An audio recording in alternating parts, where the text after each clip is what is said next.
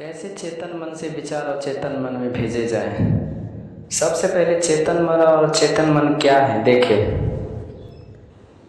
चेतन मन सुबह आँख खोलने से रात सोने तक हमारे मन में जो भी विचार आते हैं वे सब चेतन मन से आते हैं। चेतन मन एक सेकंड के लिए भी शांत नहीं बैठ सकता, वो लगातार अच्छा बुरा सोचता ही रहता है। और चेतन मन जो भी विचार बार बार दोहराता है वो अचेतन मन में पहुंच जाता है और अचेतन मन उसे मान लेता है, चाहे वो विचार अच्छा हो या बुरा हो। अगर चेतन मन अच्छा और पॉजिटिव सोचेगा तो अचेतन मन भी वैसा ही बन जाएगा, लेकिन इसके लिए चेतन मन से विचार और चेतन मन में भेजने की ज़रूरत नहीं है, वो अपने आप चले जाते हैं। जैसे कि आपका कल एग्ज़ाम है, मैथमेटिक्स का पेपर है, आपको मैथमेटिक्स से डर लगता है, इसलिए आपने बहुत पहले से इसकी तैयारी शुरू की है, आपने सारे सूत्र अच्छे से याद किए हैं। लेकिन एग्ज़ाम के एक दिन पहले आपका चेतन मन सोचने लगे अगर कल मुझे कुछ याद ही नहीं रहे, तो बस एक बार ये बात दिमाग में आ गई तो आपका चेतन मन इस बात को दोहराता रहेगा और चेतन मन तक पहुंचा देगा और चेतन मन इसे मान लेगा। फिर अगले दिन आपका पेपर कितना भी आसान क्यों ना हो, आपको कठिन लगने लगेगा और जो पढ़ा है वो याद भी नहीं आएगा।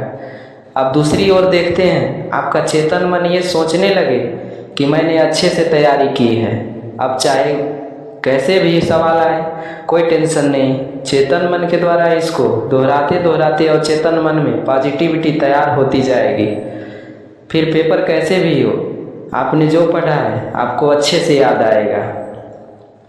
इसीलिए सकारात्मक विचारों को चेतन मन से बार बार दोहराओगे तो वो अचेतन मन तक पहुंचाते जाएंगे, आपको अच्छा रिजल्ट मिलेगा।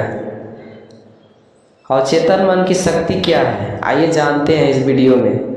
हमारा अवचेतन मन सबकॉन्शियस माइंड छुपे हुए खजाने की तरह है। जिस तरह कस्तूरी मृग कस्तूरी को ढूंढता रहता है जबकि वो उसकी नाभि में ही रहती है, उसी प्रकार हम इंसान भी अपने दुखों और परेशानियों का हल बाहर दुनिया में ढूंढते हैं जबकि वो हमारे अंदर ही है।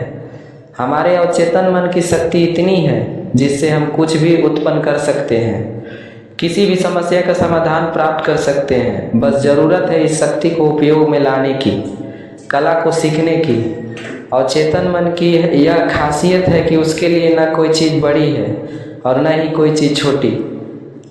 और चेतन मन ये भी नहीं समझता कि आप अपने जीवन में क्या चाहते हैं और क्या नहीं चाहते। और चेतन मन तो केवल आपकी सोच पर कार्य करता है। और चेतन मन सही गलत का चुनाव नहीं करता, वो यह नहीं देखता आपके लिए कौन सी चीज़ सही है और कौन सी गलत है, और सिर्फ आपकी सोच पर कार्य करता है, चाहे वो सोच कैसी भी हो। और चेतन मन आपके जीवन में चमत्कार कर सकता है, बशर्ते आपका इसको उपयोग करना सीख जाए। और चेतन मन वो बगीचा है जिसमें आप अपनी सोच और विश्वास के आधार पर खुशबूदार फूल उगा सकते हैं, लेकिन आपको इसकी माली बनना पड़ेगा और ध्यान रखना पड़ेगा कि जंगली पौधे खरपतवार न उग जाए। यहाँ मैं आपको कुछ उपाय बता रहा हूँ जिससे आप अपने अवचेतन मन को अपने जीवन को बदलने में इस्तेमाल कर सकते हैं। पहला, सकारात्मक सोच रखें। हमेशा अपनी सोच को सकारात्मक रखें। यदि आप किसी चीज़ को अपने जीवन में नहीं चाहते तो यह मत सोचिएगा कि मैं यह नहीं चाहता, बल्कि इसके स्थान पर आप जो चाहते हैं उसके बारे में सोचिए। नहीं शब्द वाले वाक्यों को सोचना और बोलना बंद कर दें। दूसरा, कभी ये न कहें कि मेरा दिमाग तेज है, मैं फुर्तीला नहीं हूँ, मुझ में ताकत नहीं है।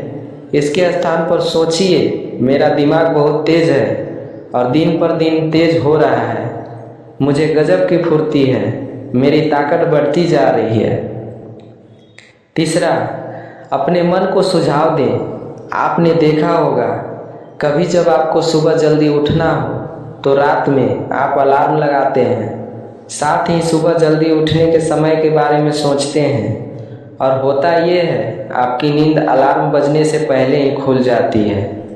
ये अवचेतन मन की शक्ति है। चौथा, रात को सोते समय अच्छे से विचार करके सोएं।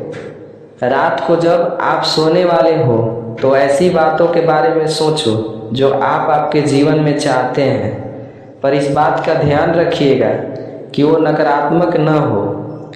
5वां, लिखने की आदत डालें। अच्छा तरीका यह है कि आप अपनी सभी इच्छाएं सकारात्मक पॉजिटिव रूप में लिख सकते हैं और रात को पूरे विश्वास से उसको पढ़कर सोएं। 6, चमत्कार कब होगा? सालों से आपकी नकारात्मक सोच जो धूल है वो धीरे धीरे आपकी सकारात्मक सोच की झाड़ू से हटेगी।